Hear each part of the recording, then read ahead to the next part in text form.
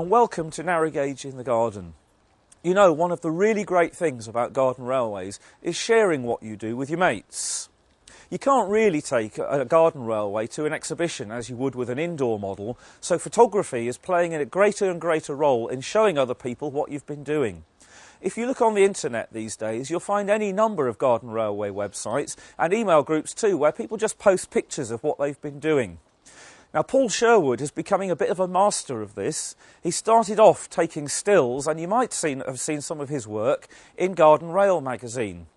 But more recently, he's also been gaining a reputation as a videographer.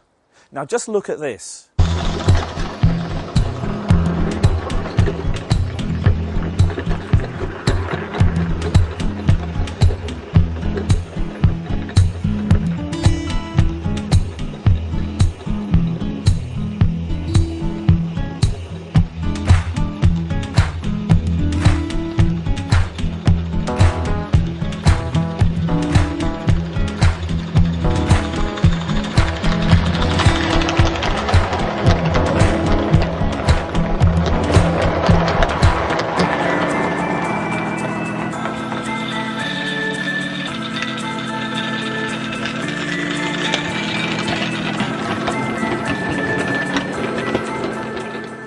Brilliant, Paul.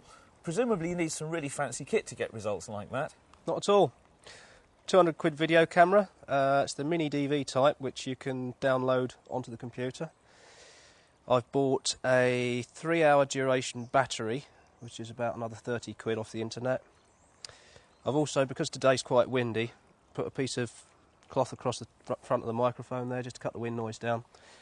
And a homemade beanbag made from an old sock filled with rice. Basically, you stick that beside your track, put your camera on it, you can level it up more easier on unsteady ground.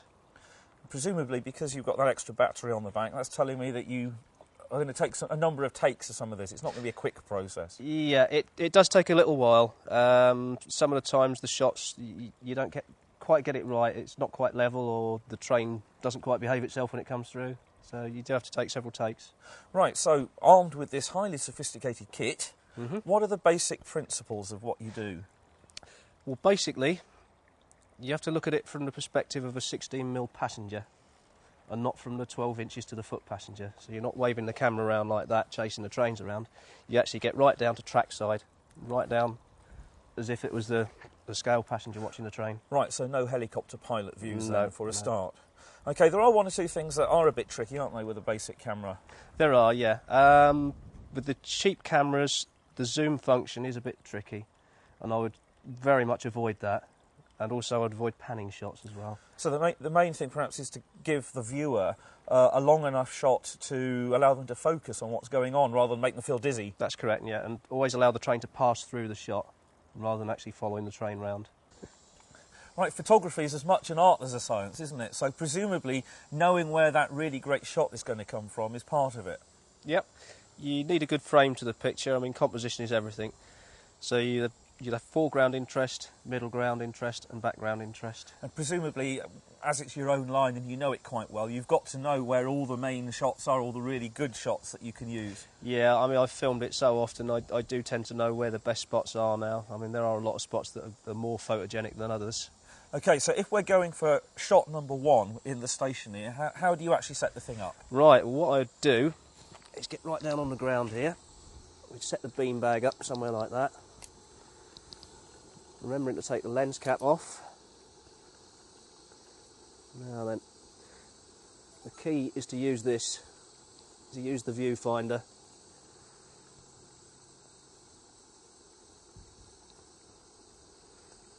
So we'd set that up there. So it's nice and stable, that's the key thing, I guess. And also to get it square. You make sure that everything is square, so the wall of the station there is nice and square and in line, parallel with the side of the screen. So you've got to keep your verticals, in other words. Yeah. Yeah. And those fold-out screens have become really useful, haven't they? Because I can see right from that, you can actually get a very good impression of what you're going to get on the final final shot. That is the key, is to look at that, to see what's there and get everything carefully lined up first. That is the art to it. So that's ready, and then I guess it's just a matter of driving, is it? Yep, just pass the train through. Keep moving.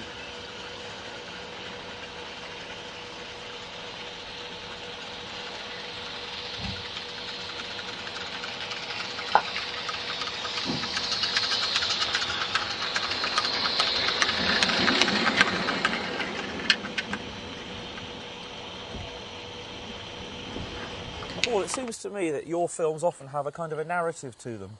Yeah, I do like them to tell a little bit of a story. As in this case, it's a train making its journey from the quarry through to the harbour station. In which case, it seems that this is probably the end of the story. Yeah, but you don't need to worry about that because that will get changed in the edit. Right, it's also important to move small twigs and debris out of the way. I mean, even the tiniest twig can look like a massive log in the final shot. And I can see that you've set that one up so that the fence in the foreground creates a frame. Yeah, basically, so you can take it from the perspective of a line-side passenger peering over the fence, hoping for a train to come along. And I see you've actually got the remote control here too. Yep, because it's tight, quite a tight spot. You don't really want to joggle the camera about too much by reaching over to press the button, so it's just remote control. Press the button, you don't need to touch it.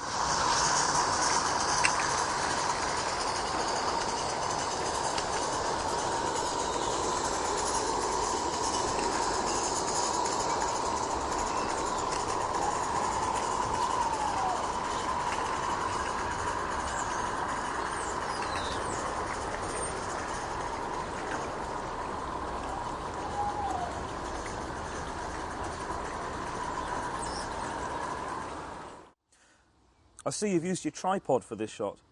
Yeah, obviously because of the lack of available spots that you can actually put the camera beside the track, I've had to use the tripod. Unfortunately, I'm limited by the height or how low it can go.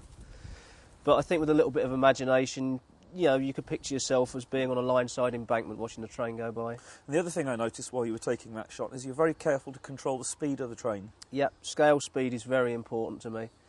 Again, it's using the viewfinder to gauge the speed of the train rather than trying to follow it by eye. There's nothing spoils it more for me than watching a train whoosh through at a scale 80, 90 miles an hour. And I know one of the things from the little go I've had at doing this already is that what looks like a scale speed, when you actually see it on the camera, you can be shocked at just how fast it does look. It just illustrates the point of actually using the viewfinder and looking through that, because that is what you'll be seeing on the final edit. And one of the bits that I know is perhaps trickiest of all is starting and stopping, isn't it? Because even though these little steamers are a lot more controllable than they used to be, again, seen from the camera's point of view, you get some really jerky results if you're not careful. I do tend to avoid on-screen starts and stops wherever possible. Obviously, for the beginning of the journey and the end of the journey, you will need those, but in the middle bit, just try and cut them out, really, so you just got the train passing through the shot. Oops, that looked like a bit of a fast start to me there, Paul. Yeah, that won't make the final film, unfortunately. That does happen occasionally. This is my whole point of avoiding starts on the film, if at all possible. So it is worth getting it right, isn't it? Yeah, they are tricky to get right. I mean, it's going to look awful on the final film, so we'll have to do it again. And given that this is going to be seen all over the world, no doubt. Probably, yeah. And it's going to be part of the archive of your film, this railway. Yeah. In 10 years' time, that start's going to really annoy you. That is really going to annoy me, yes. Paul, this is the bit that I know absolutely nothing about. I'm completely mystified with how you get that movie footage onto the computer and into that editing suite. Well, it's really quite simple. Basically, make sure the camera's plugged into the computer, switch it on. Noise tells you that it's automatically prompted you to capture video. It brings up Windows Movie Maker. Pretty much, if you've got Windows on your computer, you should have Windows Movie Maker on there. It's a generic program that they usually chuck on there. AVC compliant DV device. Go next. Now it will prompt you to enter a title. I mean, you can put whatever title you want. We obviously want best quality. So what else? Next for that. The Railway Channel. Now I would go for capture parts of the tape manually, rather than going for the automatic option. This is going to allow you to... You can pick and choose. So you can change that sequence and put it in the right chronological order now? Yeah. Yeah. Right, and we start capture. Basically, you'll go through the whole process. Does this take a lot of memory on the computer? Not a massive amount, but I mean, it is a good investment to get a separate hard drive to store all your video files on, and it doesn't take so much of the memory on the computer itself. Right. Of course, in the final edit, we can cut a lot of these clips down so that we concentrate on the moment the train passes through rather than the long delay for it. Also bits with people talking in the background, again, you can lose that on the edit, or you can you can mute the soundtrack and put your own soundtrack to the background of it. Right, well, while we're talking about that, I know that you quite often use music, don't you? Yeah, that can be quite a contentious issue, really. If you're using the things for your own use, then do what I would do. I would just put my own choice of piece of music on. But if you're going to broadcast it on the internet or, say, the Railway Channel, it's always best to go for a copyright-free piece of music, where you can go to one of these sites on the web and buy a piece of music to put on there. I think sometimes people just like to hear the sound of the trains themselves, don't they?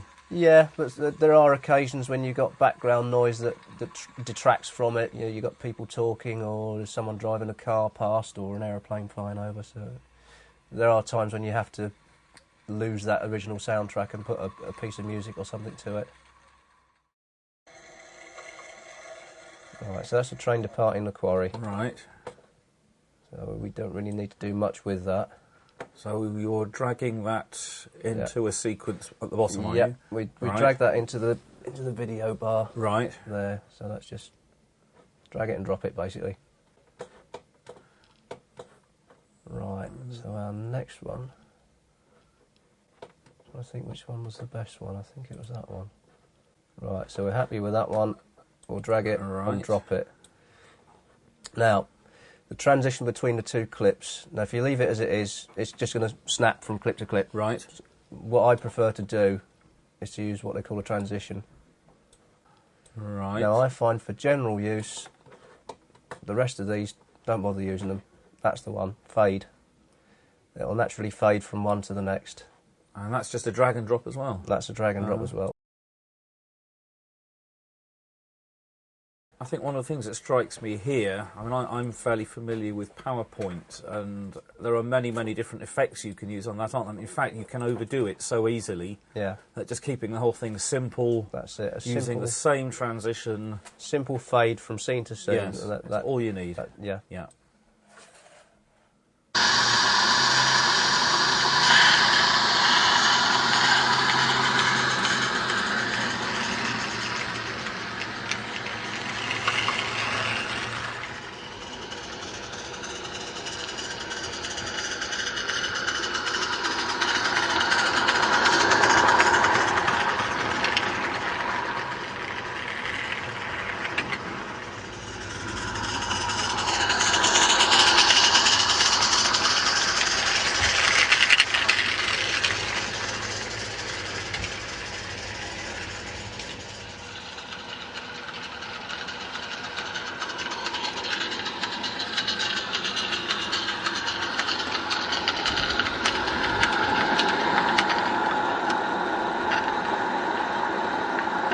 Can you actually burn that to a DVD? Yep, there's a program on there.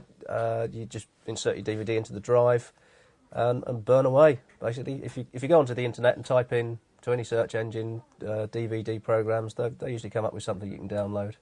Well, Paul, thank you very much. I've long wondered how you produce such brilliant clips of your railway, and now I know. So I'm looking forward to having a go. Well, I'm looking forward to seeing the finished result.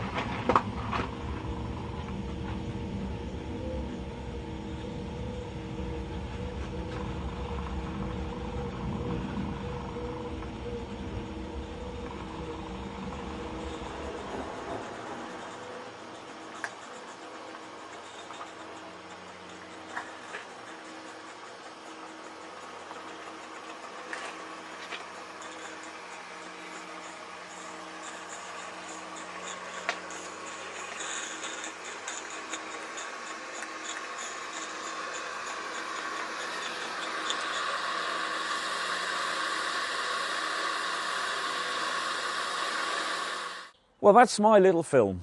It's not Hollywood, I grant you, but I quite like it. And that's it for Series 2 of Narrow Gauge in the Garden. Will there be a Series 3, I hear you ask? Well, we've already got plenty of great garden railways lined up, and what's even more exciting, the Lower Bryandale Railway has just acquired some more land. The Lower Bryandale Railway is expanding.